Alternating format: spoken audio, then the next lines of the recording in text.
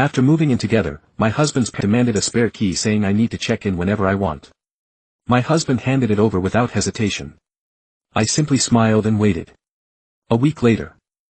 They let themselves in only to find themselves locked inside with someone they never expected.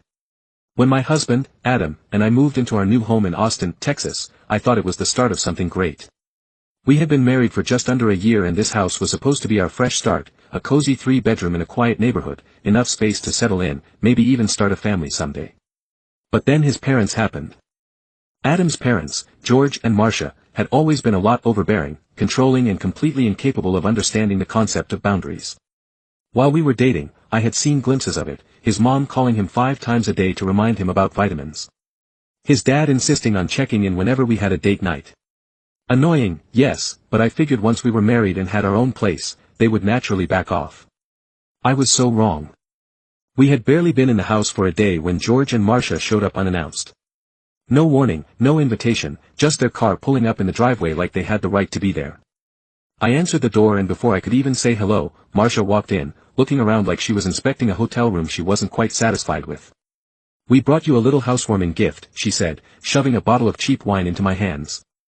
George followed behind her holding a printed-out list of home maintenance tips, as if we were incompetent children who couldn't figure out how to change an air filter. I was already annoyed, but then Marsha sat herself down on our couch, crossed her legs and said, "So when do we get our spare key?" I blinked. "I'm sorry what?" George chuckled like I was being ridiculous. "Oh, sweetheart, come on. Of course we need a key, just in case." "In case of what?" I asked. "You know," Marsha chimed in, "if there's an emergency or if we need to check in on things, water the plants, make sure you're keeping up with the cleaning." My brain stopped processing after that last part. I turned to Adam, waiting for him to shut this nonsense down. Instead he nodded, "Yeah, that makes sense," and then he handed them a copy of our house key.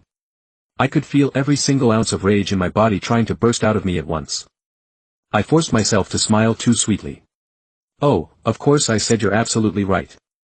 That's when I started planning. I played the long game for a week. I acted so agreeable that even Marsha stopped raising an eyebrow at me. I thanked them for looking out for us. I made jokes about how helpful it would be. I even suggested they stop by whenever they wanted.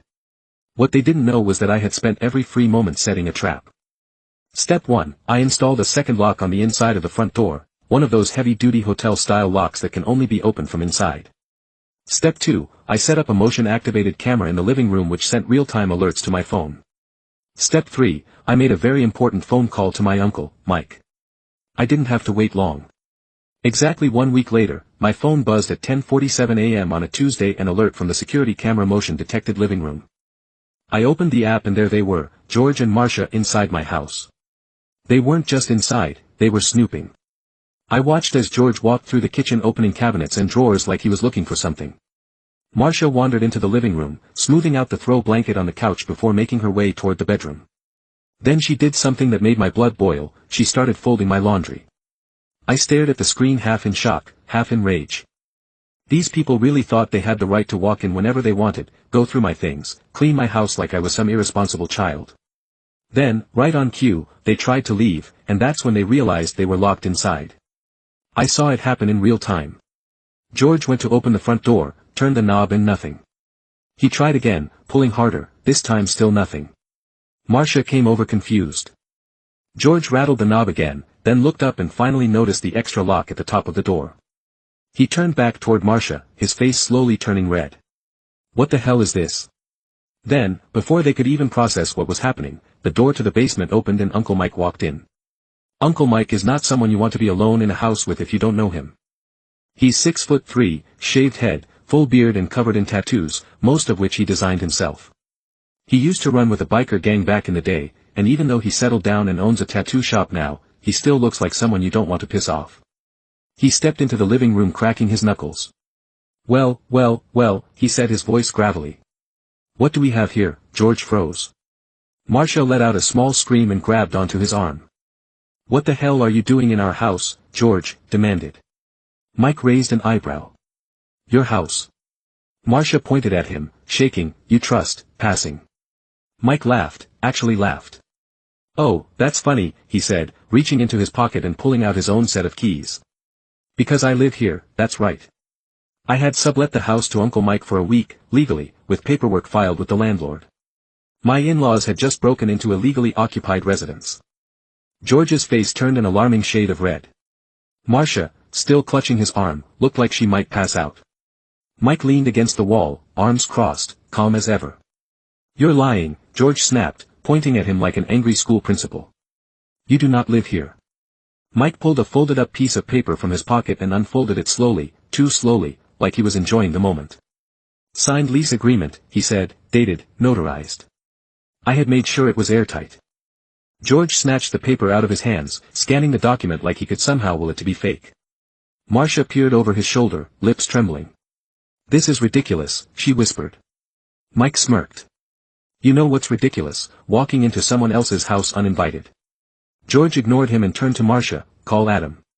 That's when my phone buzzed. "Incoming, call Adam." I picked up, but before I could even say hello, I heard panic in his voice.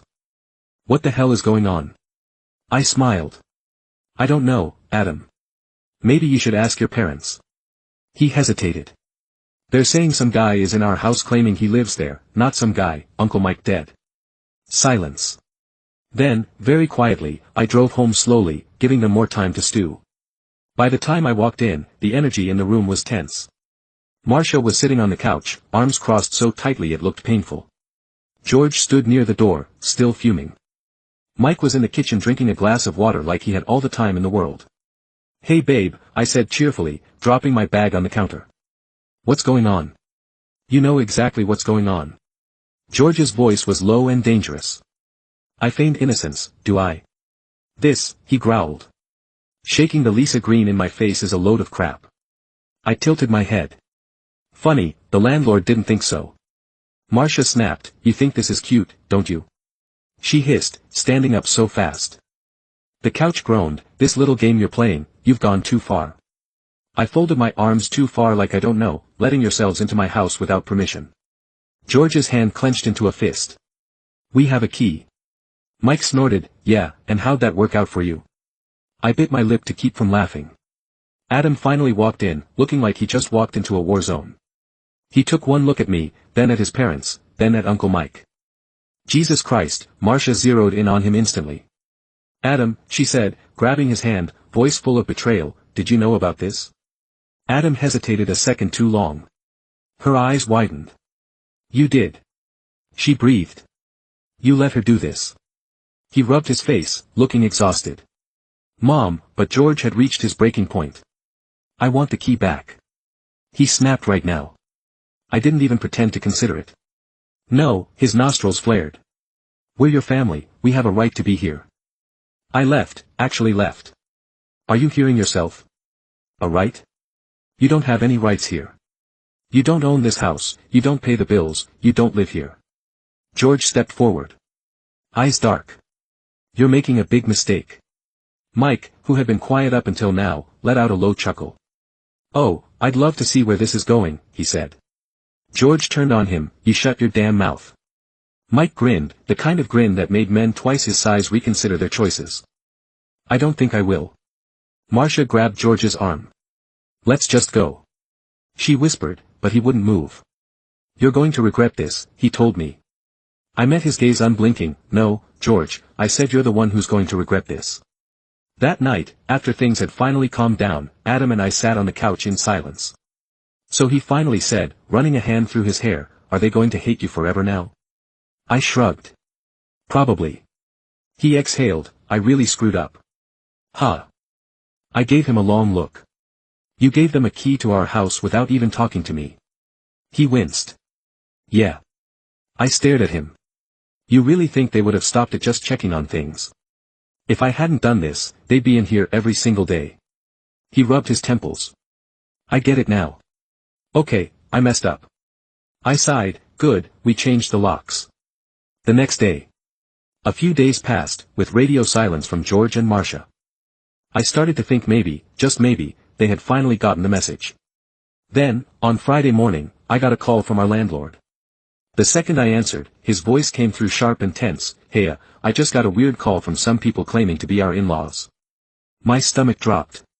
"They were asking about the lease," he continued. They were let's just say they were fishing for information. I sat up straight. What kind of information? He hesitated. They wanted to know if it would be possible to terminate your lease early. My blood turned ice cold. They what? They asked if I'd consider evicting you, he said, sounding half amused, half annoyed. They offered to pay off the remaining months in full if I'd agree to lease the house to them instead. I gripped the phone so hard my knuckles turned white. I knew George and Marsha were entitled, I knew they were overbearing, but this was war. I sat in complete silence, gripping my phone so hard, my fingers ached. Eviction, my in-laws had actually tried to evict us from our own home. My landlord, thankfully, wasn't an idiot. He had laughed them off and told them there was no way in hell he was terminating our lease for two strangers. But the fact that they even tried that was another level of insanity, and I wasn't going to let it slide. I didn't tell Adam right away, not because I wanted to hide it from him, but because I knew he'd be too soft about it. His parents had this weird hold on him like he had spent his whole life being trained to obey. He was finally starting to see the truth about them. But I wasn't sure if he was strong enough to deal with this the way it needed to be dealt with, so I decided to handle it myself. I drove straight to George and Marsha's house. When Marsha opened the door, she visibly flinched. She probably thought she was about to get a sweet little visit from her darling son. Instead she got me. Oh, she said, forcing a tight smile. We weren't expecting you. I smiled back. Yeah, I figured. Can I come in? She hesitated but stepped aside. Big mistake. George was in the living room drinking a beer, legs stretched out, like he didn't have a care in the world. He barely looked up when I walked in. What do you want? He muttered. I sat down across from him, folding my hands. Calm, controlled, deadly. I know what you did, I said. Marsha stiffened. What do you mean? I turned my eyes on George. You tried to get us evicted. That got his attention. He straightened up, setting his beer down a little too hard. I don't know what you're talking about. I pulled my phone out and tapped the screen. Should I put the landlord on speaker silence? Marsha wrung her hands together, looking nervous. George, on the other hand, had the audacity to smirk. All right, he said, leaning forward. Let's say we did. Marsha gasped George what he said, waving her off. She's not stupid. She already knows. I felt a rush of cold anger run through me. So what was the plan? I asked. You get us kicked out, take over the lease. And then what?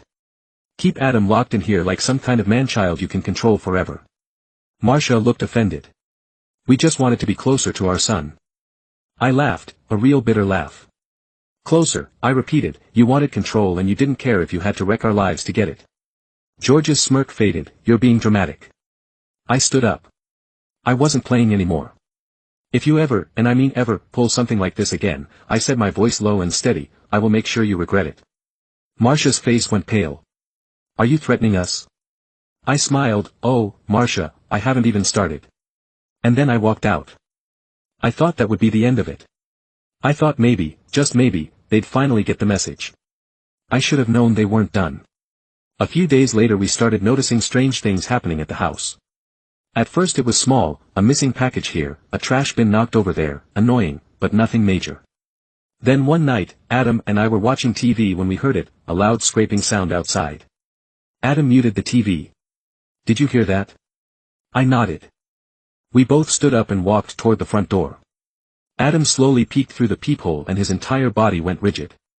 What I whispered, his voice, came out cold. My dad is out there. I felt my stomach drop.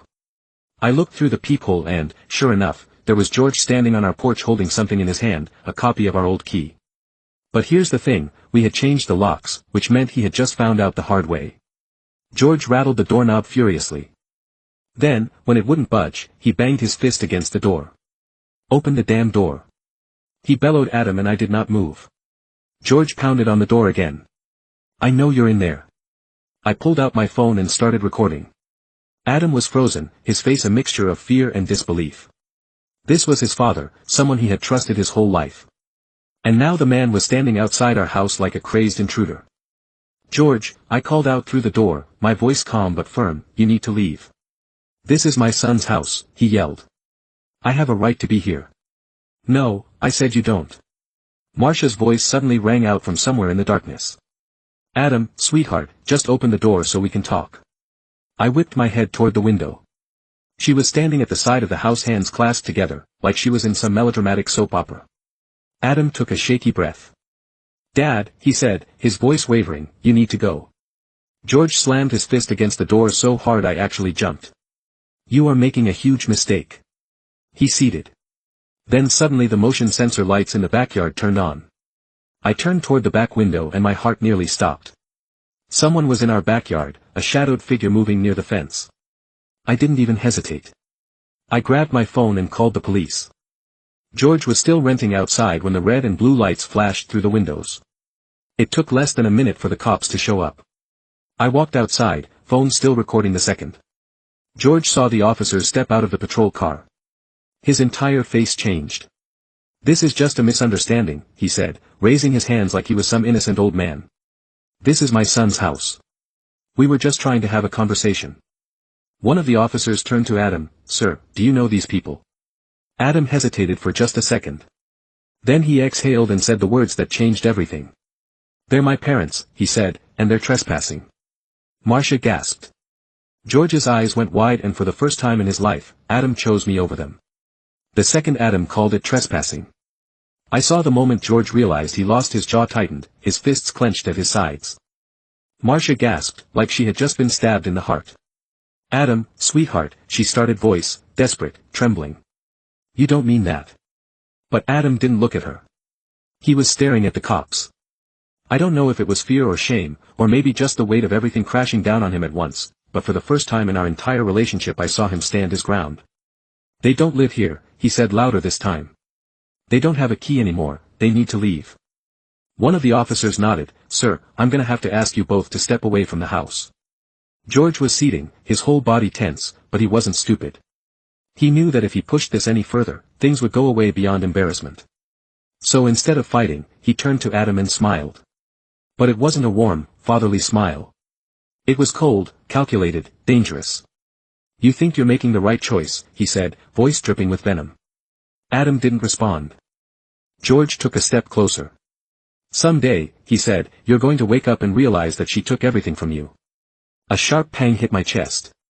Marsha was already crying, shaking her head like she couldn't believe this was real. "Adam, honey," she whispered. "Please don't let her do this to us." But Adam's face was stone. "She didn't do anything." He said, "You did." That was it. That was the moment George finally snapped. His hands shook. His face turned scarlet with rage. "You're not my son, he's fat."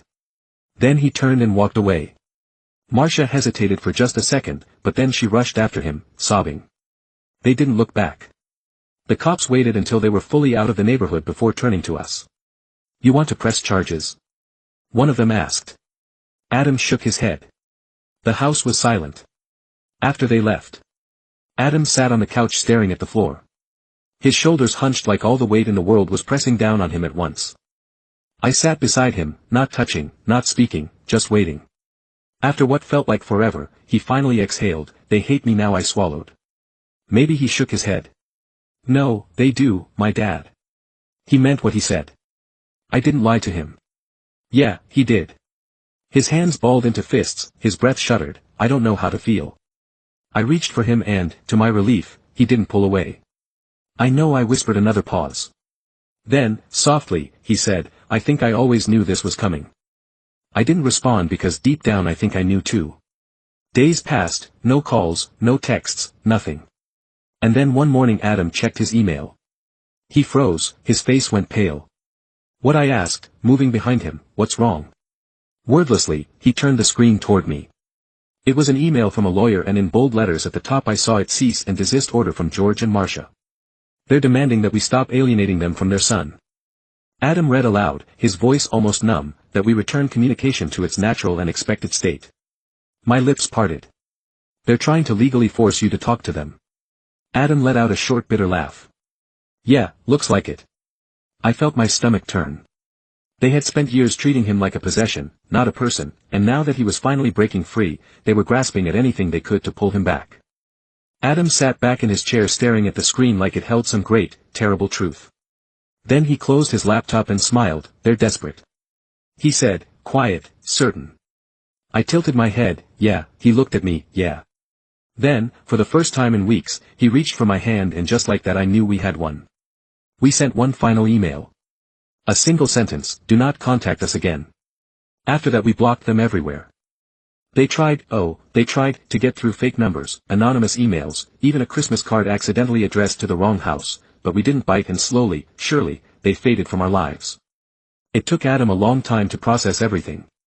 Some days were hard. Some days I could see the guilt creeping in, the doubt, the old, ingrained instinct to obey.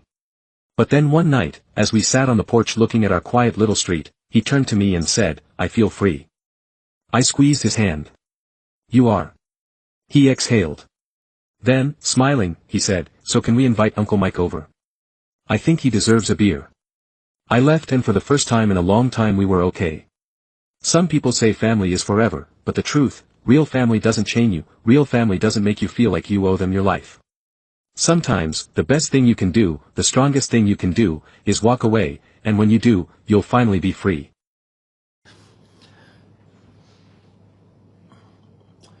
Good morning， 早安，妈妈们。借我你那个麦试一下。你们收到了这个 Oxford Dictionary Pen 没有啊 ？e-commerce 就是上次 Kobe Daddy 跟这个 e-commerce 配合，然后开卖的这个 e-commerce。就是 e-commerce 我自己呢也有买一套给我的孩子，然后呢我也买一套送给。